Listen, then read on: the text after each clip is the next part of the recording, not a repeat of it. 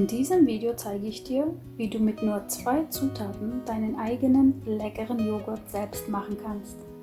Alles, was du dafür benötigst, hast du wahrscheinlich schon in deinem Kühlschrank. Wenn nicht, dann benötigst du 1 bis 2 Liter Milch und einen kleinen Becher Bio-Joghurt aus dem Supermarkt. Los geht's! Starten wir mit dem ersten Schritt. Zuerst erhitzen wir die Milch. Hier müsst ihr wirklich daneben stehen bleiben, damit die Milch nicht anbrennt oder überkocht. Das geht leider ganz schnell. Einmal kurz aufkochen lassen, dann die Milch vom Herd runternehmen oder zur Seite stellen und kurz abkühlen lassen.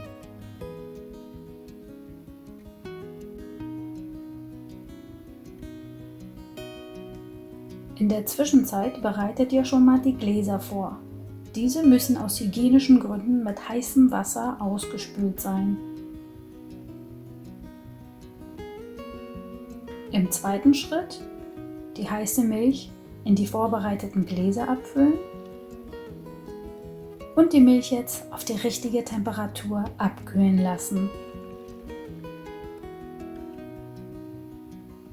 Zwischendurch macht ihr immer wieder mal eine Temperaturkontrolle, denn die ideale Impftemperatur sollte zwischen 40 und 45 Grad Celsius liegen.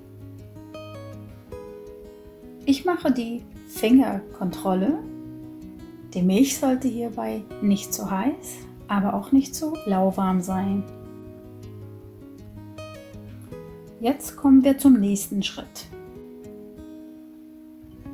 Nachdem die Milch auf die richtige Temperatur abgekühlt ist, wird sie mit Bio-Joghurt geimpft. In diesem Video benutze ich je 2 bis 3 Esslöffel Joghurt als Starterkultur. Aber man kann auch nur 1 Löffel Starterkultur nehmen, das geht auch. Für die erste Herstellung nehmt ihr ein Bio-Joghurt aus dem Supermarkt. Und für die weiteren Wochen könnt ihr dann euren eigenen Joghurt zum Impfen nehmen. So wie mit dem Sauerteig beim Brotbacken.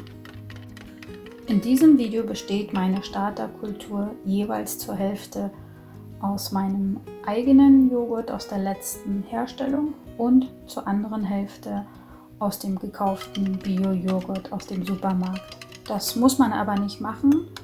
Das kann man freiwillig machen. Ich mache das immer sehr gerne, dass ich immer beide Kulturen miteinander mische, wenn ich welche da habe. Ansonsten reicht auch nur eine Sorte Starterkultur, entweder die gekaufte oder die eigene aus der letzten Herstellung.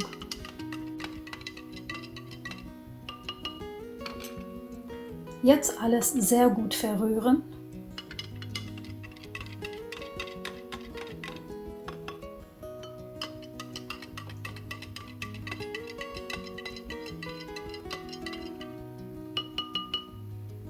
Die Gläser zuschrauben.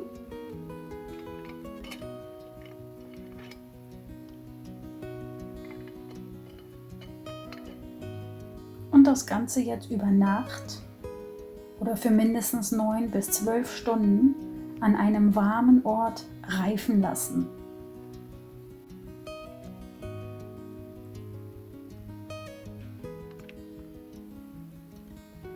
Am besten ist eine Stelle in der Nähe einer Heizung, am Kamin oder da, wo es immer relativ warm ist. Die Temperatur muss möglichst stabil warm bleiben.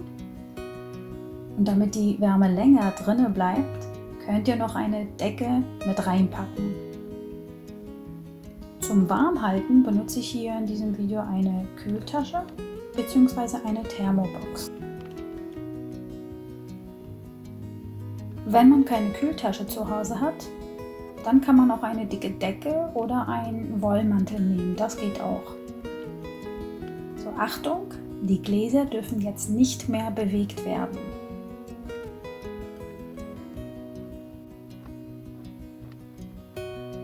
Jetzt warten wir noch mal 12 Stunden und lassen uns gleich überraschen. So, 12 Stunden später ist mein selbstgemachter Joghurt fertig fermentiert und muss noch für ein paar Stunden oder am besten über Nacht im Kühlschrank kalt gestellt werden. Dann ist sie schön stichfest und schmeckt am besten.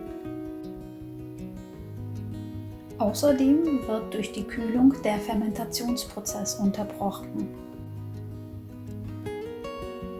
Leider hatte ich meine Gläser in der Ecke vergessen und ich glaube, das waren jetzt bei mir mehr als 12 Stunden.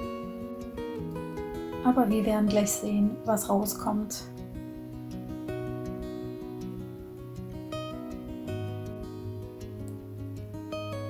Nach einigen Stunden Kühlung im Kühlschrank,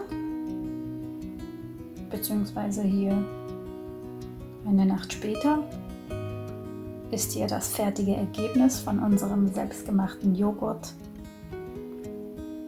Alles sieht perfekt aus, der Joghurt ist stichfest und kann nun vernascht werden.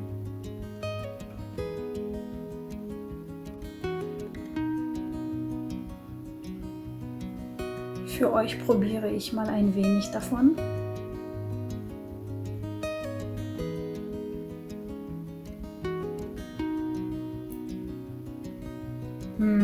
Sehr lecker, wunderbar. Jetzt seid ihr dran. Ich bin gespannt auf eure Meinung und ob es bei euch auch so gut geklappt hat. Vergesst nicht zu abonnieren und bis zum nächsten Mal. Ahoi!